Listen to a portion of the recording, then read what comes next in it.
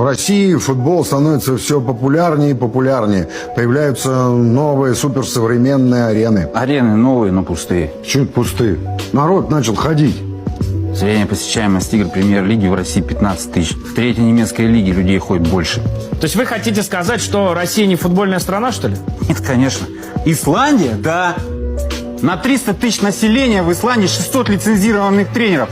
По одному на 500 человек. В России, внимание, 1 на 50 тысяч.